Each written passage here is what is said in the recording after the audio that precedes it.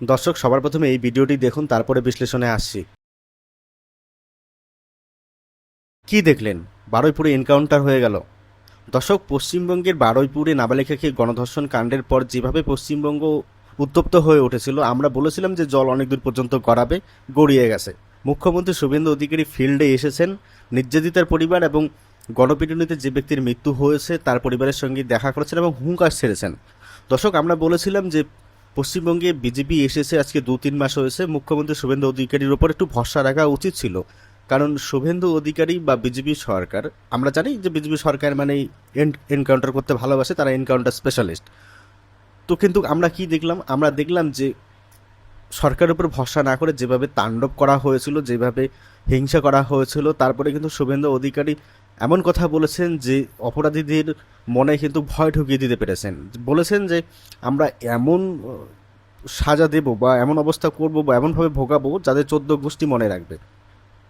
দর্শক, এই যে আজকে খবর প্রকাশিত হলো যে এনকাউন্টারে বারুইপুরের প্রধান অভিযুক্ত প্রভাস মণ্ডলের মৃত্যু হয়েছে, এর ফলে কিন্তু দর্শক দুটি মারাত্মক প্রশ্ন সামনে এসে গেছে।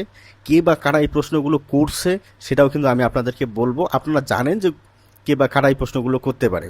দর্শক, আপনারা জানেন বারুইপুরে নাবালিকা গণধর্ষণকে কেন্দ্র করে যে ব্যক্তির মৃত্যু হয়েছে সেটি নির্দোষ ছিল, এবং যে মূল অভিযুক্ত প্রভাস মণ্ডল, তাকে থানায় ধরে নিয়ে যাওয়া হয়েছিল এবং মঙ্গলবার রাত্রিবেলা ঘটনাস্থলে সেই প্রভাস মণ্ডল প্রধান অভিযুক্তকে ধরে নিয়ে যাওয়া হয়েছিল যে ঘটনার পুনর্নির্মাণ করার জন্য। এবার আপনারা জানেন যে সেখানে কি হয়। যাকে ধরে নিয়ে যাওয়া হচ্ছিল সেই প্রভাস মণ্ডল প্রধান অভিযুক্ত, তিনিও জানতেন যে তার কপালে আজকে শনি রয়েছে। তো আমরা কি দেখলাম? আমরা দেখলাম যে প্রভাস মণ্ডলকে মঙ্গলবার রাত্রিবেলা যখন ধরে ঘটনাস্থলে নিয়ে যাওয়া হচ্ছিল ঘটনার পুনর্নির্মাণ করার জন্য, তো সেখানে জানা যায় যে প্রভাস মণ্ডল রাতের অন্ধকারে পুলিশের কাছ থেকে আগ্নেয়াস্ত্র বা বন্দুক ছিনিয়ে নিয়ে পালিয়ে যাওয়ার চেষ্টা করে, পুলিশের উপর হামলার চেষ্টা করে। ঠিক সেই মুহূর্তে পশ্চিমবঙ্গ পুলিশের বিশেষ দল প্রাণ বাঁচাতে অভিযুক্তকে ধরার জন্য পেছন থেকে গুলি করে এবং অভিযুক্ত মারা যায়।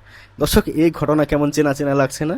আসলে এমন ঘটনায় আমরা বিভিন্ন সময় দেখে এসেছি যে অভিযুক্ত বিভিন্ন রাজ্যে, বিশেষত বিজেপি রাজ্যে অভিযুক্তরা পালানোর এই চেষ্টা করে এবং তারপরে পুলিশ প্রাণ বাঁচাতে গুলি করে, শেষে অভিযুক্তের মৃত্যু হয়। দর্শক, এই যে বারুইপুর ঘটনার পর সমাজ মাধ্যম হোক, পশ্চিমবঙ্গের প্রত্যেকটি মানুষের মনে কিন্তু একটি দাবি উঠেছিল যে যে বা যারা অপরাধ করেছে তাদের কঠিনতম শাস্তি হোক, এবং ধর্ষকরা যাতে মনে রাখে যে পশ্চিমবঙ্গে ধর্ষণের কোনো স্থান নেই, ধর্ষকদের কোনো স্থান নেই। অনেকে সোশ্যাল মিডিয়ায় এটা দাবি করেছিল যে সকালে ধরে বিকেলে খরচা করে দেওয়া হোক। আজকে যখন বিজেপি সরকার সেই অপরাধীদের বা ধর্ষকদের খরচা করে দিল, তখন কিন্তু তারাই প্রশ্ন তুলতে শুরু করলো যে এইভাবে প্রধান অভিযুক্তকে মেরে দেওয়া বা এই যে এনকাউন্টারের গল্প বলা হচ্ছে পুরোটা ভুয়ো, এবং এর মাধ্যমে বিজেপির নেতা বা বিজেপির সত্য ঘটনার ধামাচাপা দেওয়ার চেষ্টা করলো। আসলে দর্শক, কি বলবো, আমাদের পশ্চিমবঙ্গে সাধারণ মানুষের মানসিকতাটাই এমন যে যখন ঘটনা ঘটবে আমরা ঘটনার কঠিনতম শাস্তি চাইবো, এবং যখন দেখবো যে ঘটনা হয়ে গেছে তখন সেই ঘটনার আবার আমরা বিচার করতে বসবো। এটাই হচ্ছে দর্শক আমাদের মানসিকতা।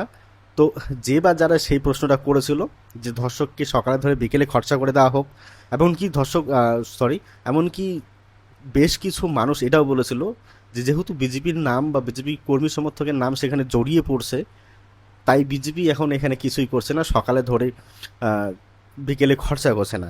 তারাই আবার বলছে যে আজকে যদি সেখানে ধর্ষকের নাম সংখ্যালঘু হতো বা বিশেষ সম্প্রদায়ের হতো, তাহলে হয়তো ঘটনাস্থলেই সেই খরচ হয়ে যেত।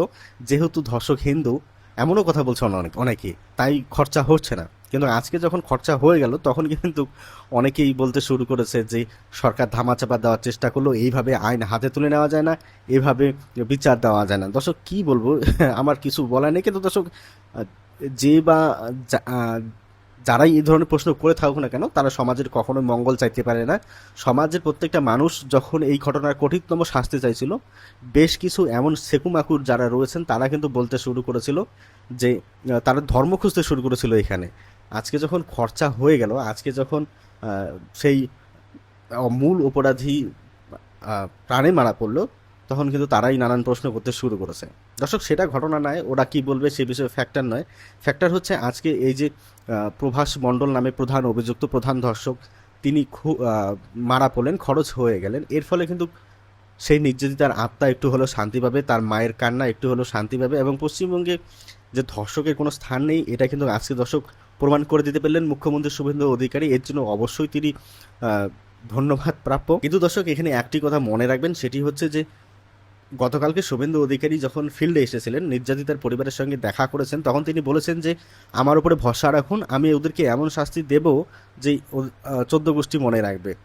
এমনকি গণপিটুনিতে যে ব্যক্তির মৃত্যু হয়েছে তার বাড়িতেও তার বাবা মার সঙ্গে মুখ্যমন্ত্রী দেখা করেছিলেন এবং বলেছেন যে আপনাদের ছেলে নির্দোষ, পুলিশ রিপোর্ট দিয়েছে, কিন্তু আপনাদের ছেলে যাদের হাতে মারা গেল, যারা হিংসে করলো, যারা সরকারি সম্পত্তি লাঠি ভাঙচুর করলো, রেল লাইন উপড়ে ফেলার চেষ্টা করলো, গাড়ি ভাঙচুর করলো, মহিলা সাংবাদিকদের কটূক্তি করলো, পুলিশের উপর হামলা করলো, পুলিশের কনস্টেবল হসপিটালে ভর্তি হলো, যারাই কাণ্ডটা করলো তারাও কিন্তু ছাড় পাবে না।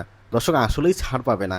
আমি সেদিন প্রথম দিনই বলেছিলাম যে বা যারা আইন হাতে তুলে নিয়েছে, এটা বিজেপি সরকার, মুখ্যমন্ত্রী শুভেন্দু অধিকারী সরকার, আইনের পথে চলবে, আমরা অতটুকু বিশ্বাস করি। আপনারা জানেন কিছুদিন আগে গুন্ডা দমন আইন একটি পাস হয়েছিল, তো যারা গুন্ডাগির্দি করলেন, যারা সরকারি সম্পত্তি ভাঙচুর করলেন, তারা বুঝতে পারবেন এবার কত থানে কত চাল। কিন্তু দর্শক সবার শেষে আমি একটা কথাই বলবো, যেভাবে অপরাধীকে শাস্তি দেওয়া হলো, বিচারের কবে বিচার আসবে সেই আশায় বসে না থেকে যে তড়িঘড়ি বিচার দেওয়া হলো, এটাই পশ্চিমবঙ্গ চায়, এটাই সাধারণ মানুষ চায় যে বিচার কবে হবে, ডেটের পর ডেট আসবে, তারিখ পে তারিখ, ওসব চলবে না। আইন মানুষ এখন দেখতে চায় যে অপরাধ করেছে, শাস্তি যেন চোখের সামনে দেখতে পায়। দর্শক, মানুষ চোখের সামনে দেখলো। এ বিষয়ে আপনাদের কি মন্তব্য অবশ্যই কমেন্ট করে জানাবেন। ঠিক বা বেঠিক অবশ্যই আমাদের লিখবেন। ধন্যবাদ বন্ধুরা।